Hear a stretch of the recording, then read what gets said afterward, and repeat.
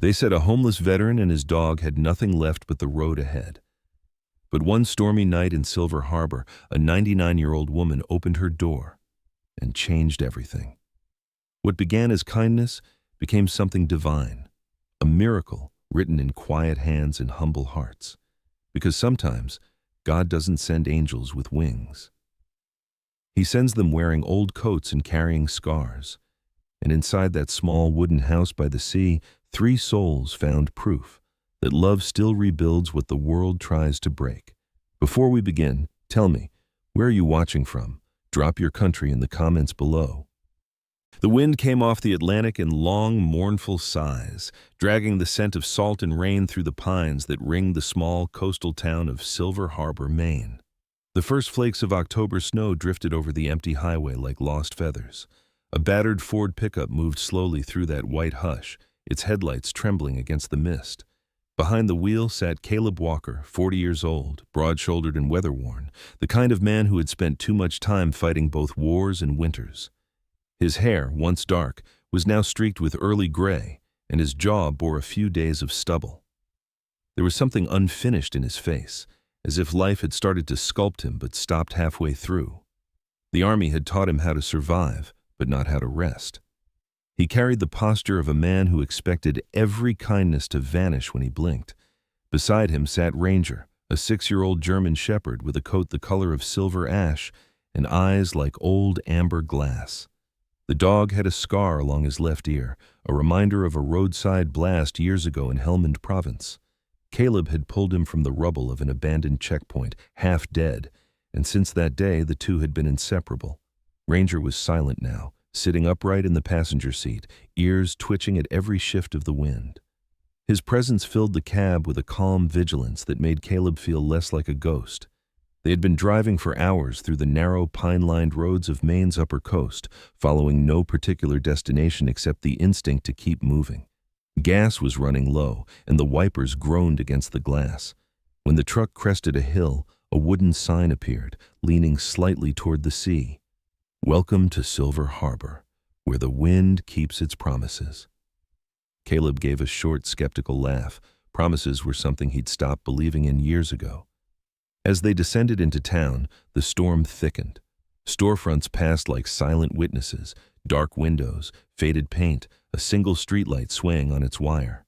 The town looked as though it had forgotten how to wake up. Then Ranger's ears pricked. He let out a soft growl, not of warning but recognition, as if something in the air spoke to him. Caleb slowed the truck. To the right stood a narrow wooden building with a hand-painted sign, "Whitmore Post and Radio." A rusty bell hung above the door, and faint light glowed inside, warm and amber against the cold gray outside. Caleb parked and climbed out. The wind stung his face and whipped at his worn flannel jacket. Ranger jumped down beside him, paws crunching on frost. When Caleb opened the shop door, a soft jingle echoed through the dim interior. The smell of cedar oil and old paper drifted out, mingled with the faint crackle of a radio. Behind a wooden counter stood Eleanor Whitmore, a small, stooped woman who looked almost carved from the very birch trees outside. 99 years had not dulled the sharpness in her eyes. They were an electric blue that saw straight through pretense. Her white hair was braided and coiled neatly atop her head, and she wore a cardigan the color of fading lilac. Despite her fragility, there was an unshakable steadiness in her stance, like a candle that refused to flicker even when the windows rattled. "Well," she said, voice thin but strong, "that shepherd of yours looks like my late husband's dog. Same ears, same pride." Caleb hesitated, then smiled faintly. "He's got opinions, ma'am. I just work for him." Her laughter was soft and genuine, the sound of dry leaves rustling over stone. "You've got road dust on your soul, soldier. Come in before the wind eats you alive. Tea fixes most sins." Caleb blinked. He hadn't told her he'd served. The recognition startled him, and for a moment he was back in Afghanistan, the sudden noise, the smell of metal and sand. He swallowed hard and followed her gesture toward a small iron stove where a kettle hissed quietly. Ranger lay near the door, body curled but alert, tail flicking in lazy circles. The room was cluttered but strangely comforting, shelves stacked with old postcards, a brass telegraph key, and a wall clock that ticked half a second slower than time. The radio on the counter murmured a tune from the 1940s. Caleb wrapped his hands around the mug Eleanor handed him. The warmth seeped into his fingers, and he realized how long it had been since anyone had handed him something with kindness instead of expectation. They spoke little at first. Small talk about weather, the stubborn power lines, the way the sea swallowed sound at night. Eleanor's voice trembled only when she mentioned her late husband, Arthur, who had built the radio tower behind the shop during the Great Depression. He said the wind carries stories if you listen long enough, she mused. I suppose that's why I kept the station running. Someone has to keep the wind company. Caleb found himself watching the old woman more than he expected. Her face, lined and fragile, carried an expression of quiet defiance. She had seen loss, perhaps more than he could imagine, but she wore it with grace. He thought of his own mother, long gone, and of how war had aged him faster than time should allow. There was something steadying about Eleanor, like she existed halfway between this world and the next, yet never in a hurry to cross over. When she asked where he was headed, he answered honestly, "Nowhere, just keeping ahead of the past." She nodded as if that made perfect sense. "Sometimes the past gets tired of chasing," she said softly. "When it does, you'll need a place to stop." She offered him the attic room above the shop for the night. Pride made him want to refuse, but exhaustion overruled. "I'll fix that loose shutter for you in the morning," he said instead. Her smile deepened. "You'll find more than shutters need fixing around here." The attic was small, with low beams and a round window that faced the restless sea. The bed creaked under his weight. As the storm thickened, rain drummed a rhythm on the roof like fingers on a snare. Ranger curled at his feet, breathing slow and even. Caleb lay staring at the ceiling, mind drifting between gratitude and guilt. He thought of the men he'd left behind, of promises he couldn't keep. Each memory flickered like static behind his eyes. Just as sleep began to pull him under, a sound broke through, the faintest creak of wood beneath the floorboards. Ranger's ears lifted. 3 soft taps of his paw followed, their old signal from the field. Something's not right. Caleb sat up, listening. The wind moaned outside, but this sound came from beneath him. He knelt, running his calloused hand along the floor until his fingers found a loose plank. Carefully, he pried it open. Beneath the beam lay a small envelope bound with a yellow ribbon, brittle with age. On the front, in delicate handwriting, were 5 words: "When the wind changes, stay." For a long time, Caleb simply stared, unsure whether to laugh or shiver. He glanced toward Ranger, who watched him silently, head tilted. The dog gave a low woof, as if confirming what Caleb didn't dare say aloud. He slipped the note into his jacket pocket, the paper crinkling softly. Outside, the wind howled harder, shaking the old tower until its guy wires sang. Somewhere downstairs, the radio flickered back to life on its own, letting out a thin whisper of static, like a voice trying to be heard through time. Caleb rose slowly, staring out the attic window toward the storm-tossed bay. The lighthouse beyond the cliffs blinked once through the snow, a tired eye refusing to close. He whispered into the darkness, unsure who he was speaking to. "Maybe I'll stay. For a while." But as he turned toward the bed, he didn't see the small shadow that passed outside the frosted glass. Someone moving near the base of the old radio tower, a lantern flickering briefly before disappearing into the storm. Morning broke gray and brittle, the kind of light that turned every window into a mirror. Caleb Walker awoke in the attic above the old post office with the faint taste of iron on his tongue, the scent of the sea pressing through the cracks. Ranger stirred beside the bed, stretching long and shaking the chill from his fur. The mysterious envelope from last night lay on the nightstand, its ribbon loosened slightly as if touched by unseen hands. The words still echoed in Caleb's head. "When the wind changes, stay." He dressed quietly and descended the narrow stairs. The shop below was already awake, though no footsteps had preceded him. Eleanor Whitmore was at the counter, hair braided tighter than before, her cardigan buttoned unevenly. She was humming a slow, nostalgic tune from the 1980s, one that reminded Caleb of distant radios and desert outposts. A kettle hissed gently on the stove. She didn't look surprised to see him. "Sleep find you?" she asked without turning.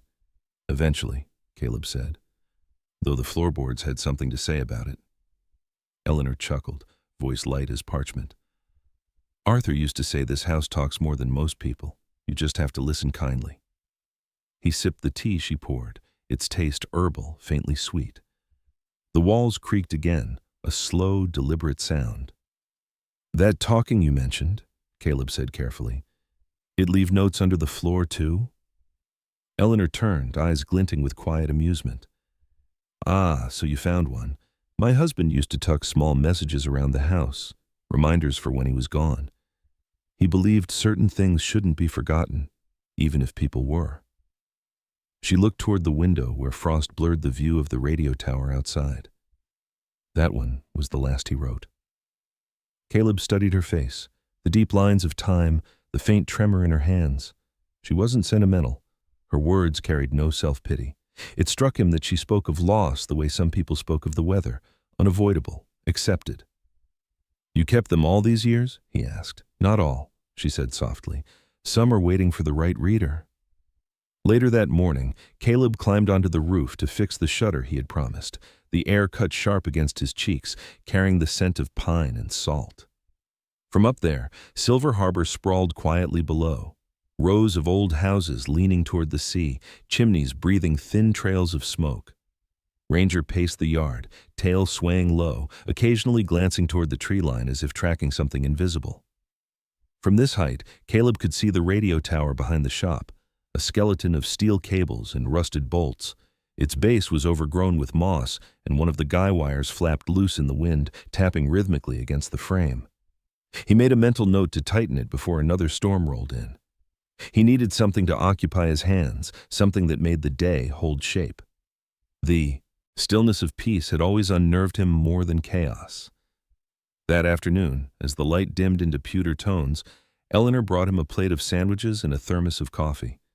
She moved slowly but with precision, as though each step still mattered. "You work like Arthur did," she said, watching him inspect the tower, "always fixing things that aren't his to fix." Caleb smiled faintly. "Occupational hazard. The Army made me responsible for every bolt in the universe." "Then maybe the universe sent you here," she said. He didn't know how to answer that. After she left, he stayed outside, tightening the bolts on the tower until the sun slipped below the trees. When he finally reconnected a length of frayed wire, the structure hummed faintly. Not static, but a vibration like a breath. Startled, he stepped back. The old transmitter inside the shop had been disconnected for years, yet something in the line was alive. Ranger barked once, ears flat. The hum faded, replaced by the wind's long whistle through the cables. Caleb's pulse slowed, but unease lingered. That night, he couldn't sleep. The envelope's message gnawed at him. When the wind changes, stay. He thought about all the times he hadn't stayed. Towns passed through, friends left behind, promises abandoned because leaving was easier than losing again. Ranger stirred restlessly, picking up his owner's unease. Caleb whispered, "We're just passing through, remember?" The dog only sighed and dropped his head back onto his paws. Sometime past midnight, a faint light flickered under the attic door. He rose, every movement cautious, and opened it. The staircase below was empty, but from the shop came a sound, static, thin but steady. The radio. It shouldn't have worked. He descended slowly. The glow of the old transmitter illuminated the room in pale blue. Through the crackle came a voice, faint, distant, male. "Beacon of Silver Harbor. Test signal. Can anyone hear?" Caleb froze. The accent was American, but dated, the cadence belonging to another time. Ranger pressed against his leg, fur bristling. The message looped once before cutting into silence. The radio dial flickered, then went dark. Eleanor's voice came from behind him, calm but hollow. "Arthur built that beacon in 1933. It hasn't spoken since he died." Caleb turned. She stood in the doorway, wrapped in her shawl, face half lit by the radio's fading glow. "Sometimes," she said, "the air remembers." They sat for a while in silence. Caleb wanted to ask 100 questions, but feared the answers might sound like madness. Eleanor finally spoke again. "Arthur believed the wind carries echoes. Maybe it carried you here." The next morning, Caleb walked to the local hardware store to buy wire and tools. The shop was run by Earl Benning, a thick-bodied man in his 50s with a beard the color of weathered oak and a laugh that rattled like loose nails. He wore denim overalls and a red cap embroidered with Fix it or forget it. Earl's handshake was firm, his eyes honest. You must be the fella staying with Miss Whitmore, he said. Haven't seen that radio tower move in a decade. Thought the gulls owned it now. Caleb nodded. Just trying to keep it standing. Earl leaned on the counter. Good luck with that. The wind eats everything here. Even men. There was something true in that statement. Caleb bought his supplies, thanked the man, and walked back through the cold air, the ocean wind pressing against his chest. The town was small. A diner, a post office, a church, all bleached by salt and time. Yet people nodded to him as he passed, small gestures, tentative but real. By late afternoon, the sky bruised to a heavy gray. Rain began to fall, steady and cold. Caleb worked through it, climbing the tower again. Each rung groaned under his weight. When he reached the top, lightning flared far out over the sea, illuminating the water like cracked glass. For a moment, he thought he heard it again. That same male voice from the night before, faint but insistent, carried by the wind rather than the wires. Keep the light. Keep the beacon. He tightened the last bolt and descended, soaked to the bone. Ranger met him at the door, tail low, eyes fixed on the tower as if watching something unseen. Inside, Eleanor waited with 2 mugs of tea. She didn't ask what he'd heard. She only said, "You'll learn soon enough that Silver Harbor doesn't like silence." That night, as he dried Ranger by the stove, Caleb noticed the envelope on the table had moved. It lay open now, the ribbon unknotted, and inside, though he was certain he had already checked, there was a small photograph folded twice, a man in overalls standing beside the radio tower, smiling proudly, and behind him a younger woman holding a microphone, Eleanor, decades ago. On the back of the photo, written in the same hand as the note, was another line he hadn't seen before. "If you find this, the wind has chosen." Caleb stared at it for a long time, the storm whispering against the windows. He didn't believe in signs. He believed in cause and effect, in tools and repair and keeping things functional. But as the floorboards creaked once more, that slow, deliberate rhythm, he couldn't shake the feeling that something beneath this house was waiting to be uncovered, and that maybe, just maybe, it had been waiting for him. The next week in Silver Harbor passed like a quiet exhale. The storm broke, leaving the town slick with thawing snow and the air washed clean of salt. Caleb Walker settled into a rhythm that almost resembled peace, repairing roof shingles, oiling door hinges, and coaxing the old beacon of Silver Harbor to life a few seconds longer each night before its pulse faded back into static. Eleanor Whitmore, though frail, hovered near him like a wisp of smoke that refused to drift away. She seemed livelier since the tower hummed again, as if each spark of electricity gave her borrowed breath. One evening, she invited him to supper. Her kitchen smelled of cinnamon and old wood polish. "You've brought the house back to life," she said, setting down 2 bowls of clam chowder. "Arthur would have liked you. He believed in men who built instead of burned." Caleb smiled but said nothing. Compliments made him uneasy.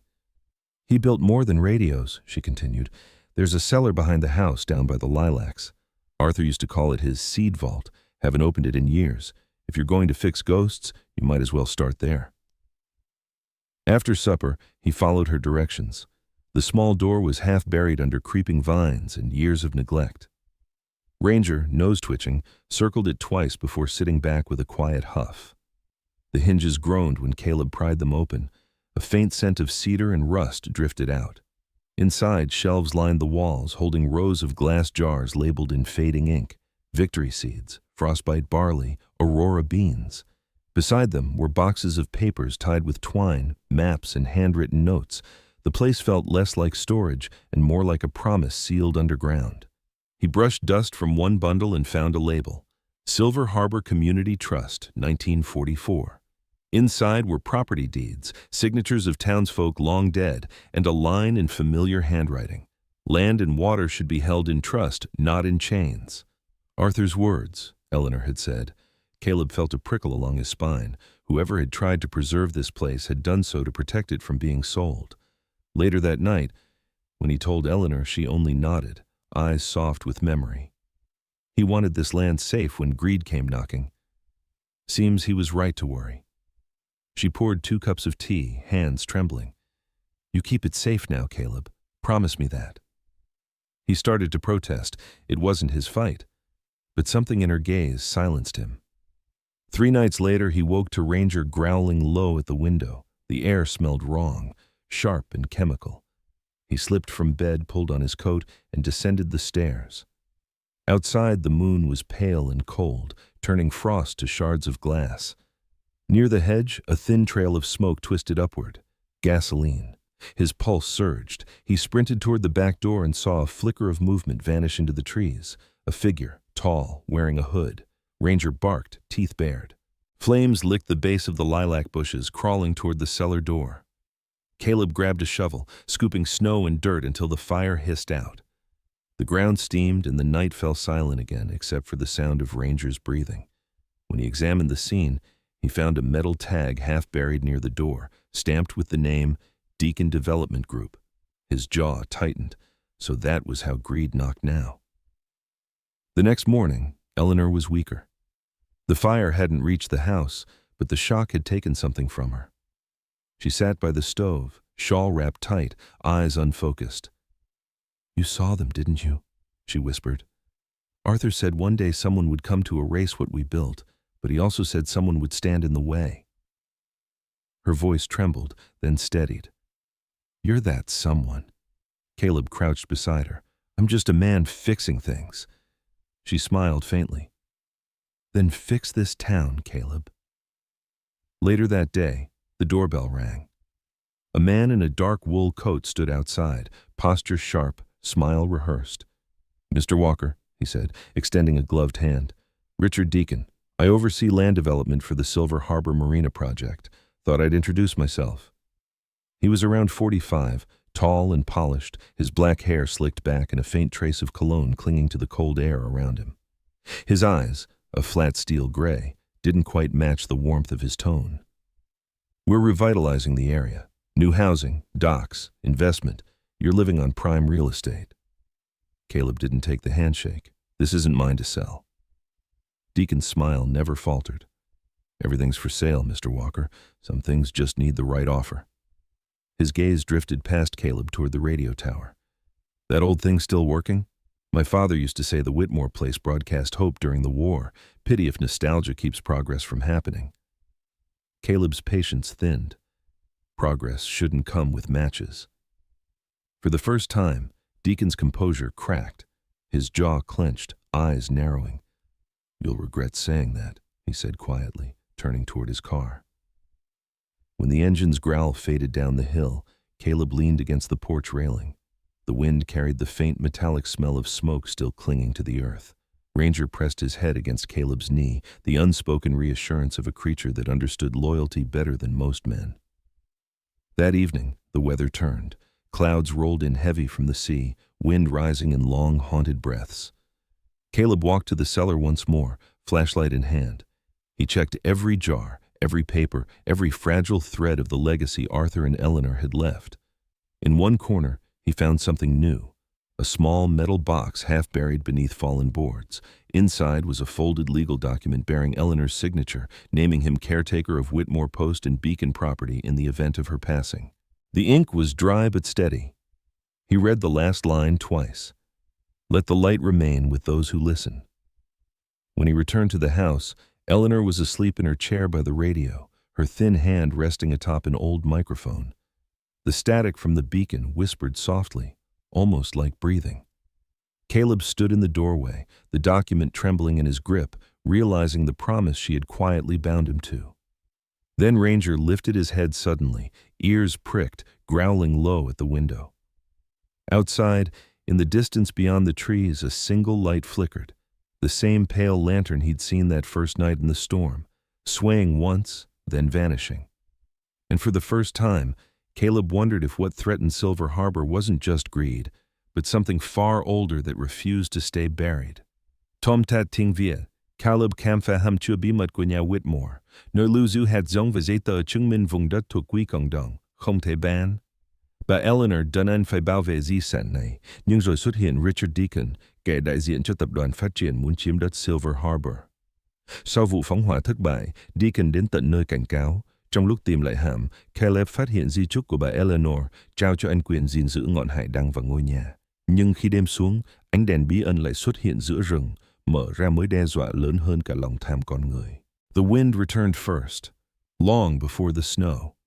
It came whispering off the ocean like a warning, bending the birches outside the house until their trunks creaked in protest. Caleb Walker stood on the porch of the Whitmore Post, watching the horizon disappear into a slate-colored haze. Ranger, the German shepherd, paced restlessly at his side, tail low, sensing what the radio hadn't yet said. The air carried that metallic stillness that always preceded trouble. Inside, the old beacon of Silver Harbor crackled faintly. The frequency gauge trembled as if alive. Caleb had learned to listen to it the way sailors read the tide. Storms here didn't just roll in, they arrived like stories retold by the sea. He checked the generator, refilled the lanterns, and stocked firewood. Eleanor Whitmore had been sleeping more often, her voice quieter, as though she was slowly fading into the same static the tower whispered each night. That morning she had looked at him with a distant calm. "When the wind speaks that sharply," she murmured, "it's not just weather, it's memory moving through the air." By dusk, the snow came sideways. The world outside turned white and shapeless, swallowed by wind. Caleb switched on the transmitter to monitor the weather band, broadcasting updates to the few who still listened in Silver Harbor. "Visibility near zero, sir," he said into the microphone. "All vessels return to port. Keep your fires burning." His voice echoed back at him, hollow but steady. He kept the line open in case someone needed help. Ranger suddenly stiffened, ears pricked. From the speaker came a faint voice, weak, breaking through the static. A child's voice. "Lost. Can't see the road. Daddy said wait." Caleb's breath froze. He adjusted the dial, but the signal slipped in and out like a heartbeat fading. "This is Beacon Station," he said quickly. "Identify yourself. Where are you?" Silence, then another whisper. "Trees, snow, light on the hill." Then nothing. Caleb grabbed his coat, flashlight, and rope.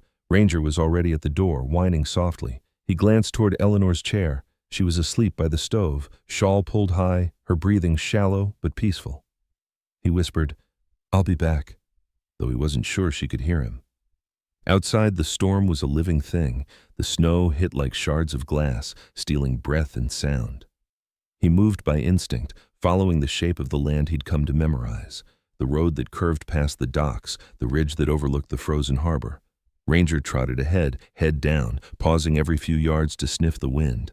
"Find them," Caleb said through gritted teeth. The dog barked once and veered toward the tree line. They climbed the ridge where the forest thickened. The flashlight beam caught flakes swirling like ghosts. Then, faintly, a cry. A child's cry. Caleb stumbled toward the sound, slipping on ice, heart hammering. Near an old CCC lookout tower, half buried in snow, he saw a small figure huddled beneath a fallen branch. A boy, maybe 10 years old, coat torn, face pale as frost. Caleb knelt, pulling off his gloves. "Hey, easy now. You're safe." The boy blinked up at him, eyes glazed with cold and fear. "My name's Eli," he whispered. I wanted to see the tower.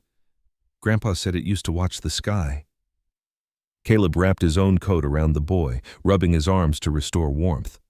"You picked the wrong night to play explorer." Ranger pressed close, tail wagging low, body heat steady. The trek back was brutal. Twice Caleb nearly lost the path, but Ranger led them, nose down, never faltering. The boy's small hand clutched the fur on the dog's neck as if it were the only solid thing in the storm. When they finally reached the cabin, Caleb kicked the door shut behind them and carried Eli to the stove. Eleanor stirred weakly at the noise, her eyes opening just enough to see the boy. "Another lost soul," she murmured. "Bring him close to the fire." They stripped away the wet layers, wrapped the boy in blankets, and fed him warm broth until color returned to his cheeks. "How did you end up alone out there?" Caleb asked. The boy hesitated, glancing toward the window as if afraid of being overheard. "I wanted to see the tower. Grandpa said it's where old things go to die. I didn't want it to die." Caleb froze. "Your grandfather?" "Richard Deacon," the boy said softly. "He's building the marina. He says this place is in the way." The irony struck Caleb like a blow. He could have left the boy to the storm. No one would have known. But that wasn't who he was anymore. He reached out, placing a hand on Eli's shoulder. "You're safe now. We'll get you home when it clears." Outside, the wind howled louder, shaking the window panes. The radio flickered to life again, unbidden. Through the static came a voice, Eleanor's late husband, or something that sounded like him. "Keep the light. Keep the living." Eleanor's eyes filled with tears, her lips moving silently to the rhythm of the words. Caleb stood very still, the storm echoing the same message in every gust. As dawn approached, the worst of the blizzard passed. The horizon bled pale blue through thinning clouds. The boy slept near the stove, Ranger curled protectively beside him. Caleb looked out the window at the frozen ridge, the tower just visible beyond the trees. The world seemed momentarily still, until a faint glow flickered there again, not firelight this time, but the steady pulse of a lantern moving through the snow. Someone was out there, watching, and in that fragile morning silence, Caleb realized the storm had only hidden what was truly coming. Morning light spilled over Silver Harbor like grace itself, soft and golden after the storm. The snow lay smooth and unbroken, except for the narrow trail leading from the woods to the Whitmore house, proof of what had been saved. Inside, warmth radiated from the stove, filling the small home with the smell of pine smoke and tea. Caleb Walker sat at the table, fatigue carved deep in his face, but there was peace there too. Ranger, ever vigilant, rested at his feet, head on his paws, ears twitching at every whisper of wind. On the couch, Eli Deacon slept soundly, the faint color of life returned to his cheeks. When Eleanor Whitmore woke, her eyes lingered on the boy, then turned to Caleb. "You see," she said softly, "the light finds its way home, no matter the storm." Her voice trembled but carried the quiet certainty of faith. Caleb only nodded. He'd spent too many years watching things fall apart. Now, for once, he'd seen something mend. By afternoon, the sheriff came for Eli, followed by Richard Deacon himself. The man's perfect composure cracked when he saw his grandson wrapped in Caleb's old army coat. "You saved him," Richard said quietly, unable to meet Caleb's eyes. "If you hadn't, I didn't do it for you," Caleb interrupted gently. "But maybe now you'll understand what this place means." Richard's gaze drifted toward the radio tower standing tall behind the house. "My father used to speak about that beacon," he murmured. "Said it was a light for lost men. I thought he was being sentimental." He paused, voice thick. "I was wrong." Then, with a faint nod, he turned away, taking Eli's hand. The boy looked back once, his small voice steady. "I'll tell him, Mr. Walker. I'll tell him you didn't let the light die." That night, Eleanor grew weaker.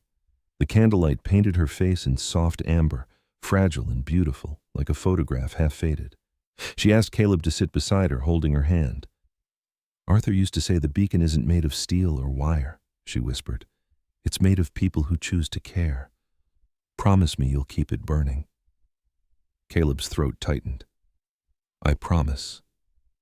Her fingers loosened, her breathing slowed, and before dawn, she was gone. Her last expression one of quiet satisfaction, as if she had simply followed the wind home.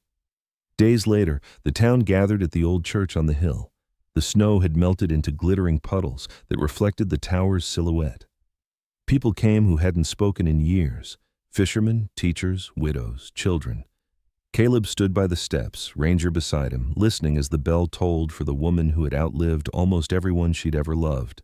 Eli, standing with his grandfather, held a small bouquet of lilacs. When the service ended, Caleb climbed the hill alone and switched on the transmitter. Static filled the air for a heartbeat, then a recording began to play. Eleanor's voice, clear and bright as if she'd never left. "To those who listen, remember, the wind keeps our words alive. Keep the light and let kindness be your frequency." Her laughter followed, small and radiant, carried by the breeze. The beacon hummed again that evening, stronger than ever. Its signal reached across the bay, bouncing off water and mountain, touching homes that had gone dark for years. In town, radios crackled awake. In kitchens, in boats, even in the empty diner window, all tuned to the same voice that once belonged to a 99-year-old woman who refused to let silence win. As dusk settled, Caleb stood on the porch of the Whitmore house. The snow reflected the beacon's glow like threads of gold. Ranger sat proudly at his side, a brass tag on his collar engraved Chief of Safety. From the road below came laughter, children sledding, townsfolk talking, the soft hum of life returning. For the first time in years, Caleb let himself smile. He looked toward the tower, its light steady against the twilight. "You kept your promise, Eleanor," he said quietly. "Now I'll keep mine." Ranger barked once, tail thumping, as if in agreement, and when the wind rose again from the sea, it carried not the cry of a storm, but the sound of a miracle still echoing through the cold.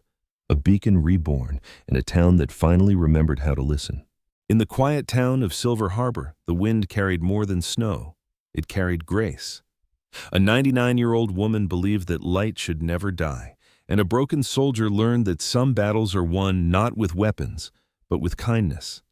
The beacon they kept alive wasn't just a radio tower. It was a symbol of faith, of the way God works quietly through ordinary people to remind us that miracles still exist. Sometimes, God's plan isn't loud or sudden. It comes as a whisper in the storm, a stranger at your door, a helping hand, a chance to begin again. Maybe you too are called to keep a light burning, a light of compassion, forgiveness, or faith. And maybe tonight, someone somewhere will be guided home by that light. If this story touched your heart, take a moment to share it. Leave a comment about the miracle you've seen in your own life. Big or small, they all matter. Subscribe to the channel to hear more stories of hope, redemption, and God's quiet wonders. And may the Lord bless and protect everyone watching, keeping your own beacon burning bright, even through life's coldest storms. The wind still speaks, if only we remember to listen.